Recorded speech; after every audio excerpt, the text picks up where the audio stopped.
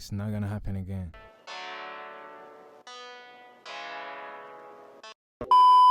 You remember back in like 2016? 2016.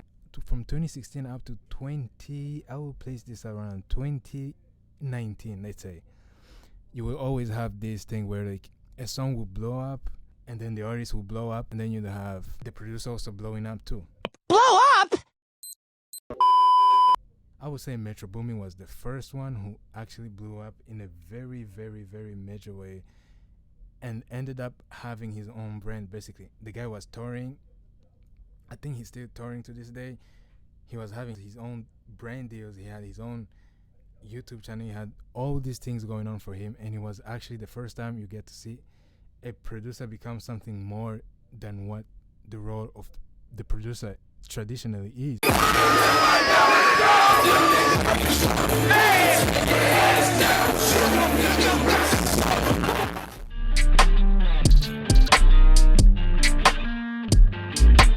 We had the producer being as much of a star as the actual rapper or whatever music they were producing for. Like, it wouldn't be far-fetched to say if Max Martin, me being the biggest pop song writer of all time, somebody who's written over like 60% or like 70% of all pop songs that have ever charted, he can't go on tour. He can't say like, I'm gonna go on tour and then he's gonna do as many number as the pop stars. But you can have somebody like Metro Boomin going on tour, playing his own music, and then having these big numbers. He was doing numbers, and it was a phenomenon that even people in the music industry started noticing. But like, as of late, we don't hear about him anymore. You're more hearing about Weezy and who's the other guy producing for Ghana? Let's see, who's the Weezy and Turbo. But even them, they're not as big as Metro Boomin at his peak. We haven't seen somebody doing it at that level in a long time, and I actually think this is due to three factors. I attribute this to three factors for the most part. I think the streaming services have something to do with it. Like, since the start of streaming, it means for a song to go big, it has actually to go big on all the platforms. You can have a song blowing up on Apple Music and have that be the top number one song in the country. You can't have that. It can't work that way because of the distribution. They kind of all have similar numbers to some extent. Like, Spotify is still ahead of everybody, but it really isn't that much ahead. Especially if you're looking at the numbers of who's actually having like real users who are actually paying users. So you're ending up having this field where like everybody's kind of equal to some extent.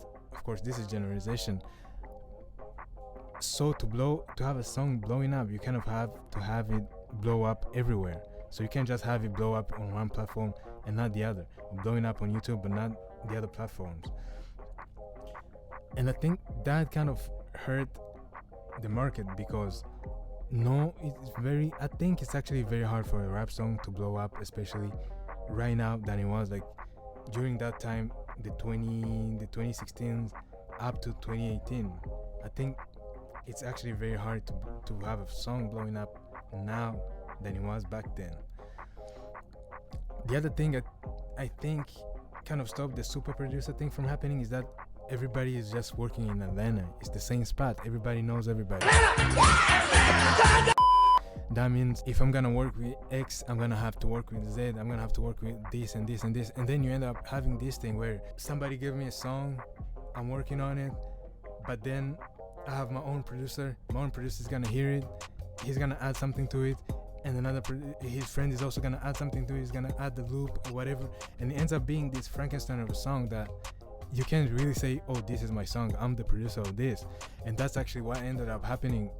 Nowadays, people used to criticize Kanye West for this, like saying, oh, there's so many people producing on a song, so many credits on a song. But like nowadays, that goes for everybody. You don't say. Even in the writing, like you find like writers on certain songs, especially for the Kanye West song, you have like 20 writers, even though that's a lot bit too much, in my opinion. Like, how can you have 15 people writing the same song? Oh no, you didn't. That's way too much for me. That's what ends up happening with producers too. There's no one producer producing one song on their own.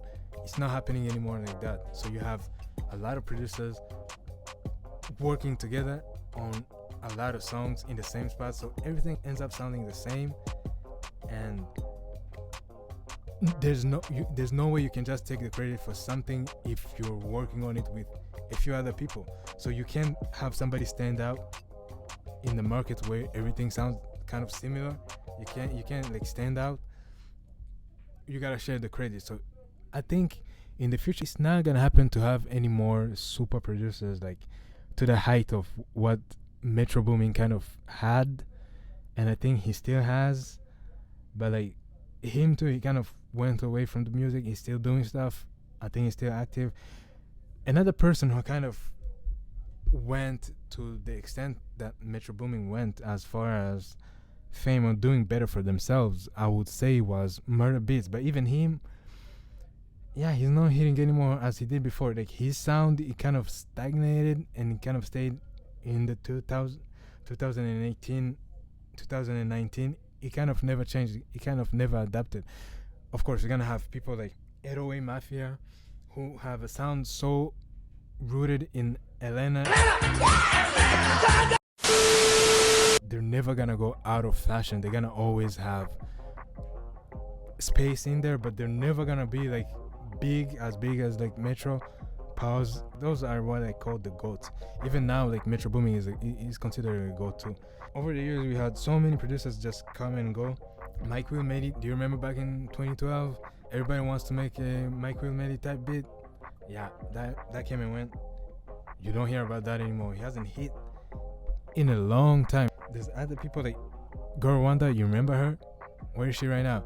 At some point, it was like everybody looking for like Travis Scott type beats, and she wasn't.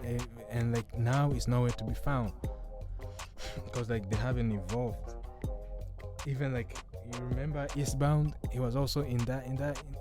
He kind of performed at making that sound what it was, and I think they kind of missed the opportunity to jump on the UK drill thing wave, since he kind of had the same 808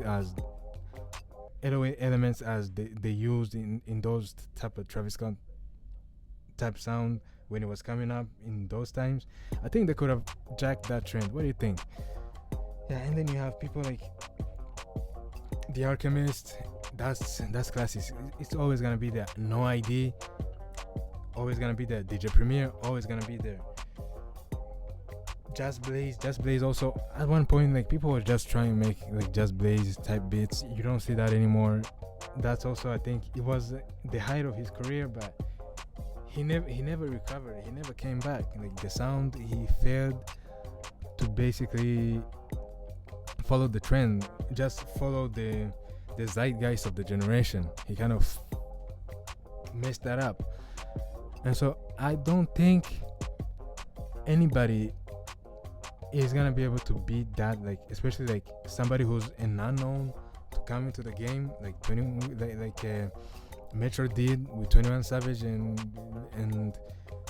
Future, and then be able to change the whole sound. They kind of took a sound and they ran with it, and they made something out of it, and they became legends. You can ask anybody on the road, like who's Metro Boomin? They will be like, yeah, Metro, don't trust it. Oh shit, everybody's gonna know that. But like you have Wheezy is just somebody who's doing that. Turbo doing that, but not to that level. I don't think anybody's gonna be able to do that on that level. I know Murder Beast tried, but he kind of stagnated and stayed behind. And I wanted to give a shout out to D Hill. He was one of the upcoming producers that was actually rooting for. He was kind of a mix between Metro Boomin and 808 Mafia, but he had his sound was kind of distinct, sort of these banking beats. He's the one who produced Life Is Good. He produced that, yeah, but he did now, R.I.P. So I don't see that happening anymore, and the truth that the fact that everybody has moved to Atlanta, I think is just gonna make so that no new sound is gonna be able to just come and compete. In the long run, it means that nobody can blow up because everybody just doing the same thing, sounding the same way. They're kind of obligated to do that since they're just engulfed in that culture, and the influence is real. If your buddy is using this 808, you're not gonna use this other 808. If you know, like, he did that and he's hitting right now, you're not gonna do that.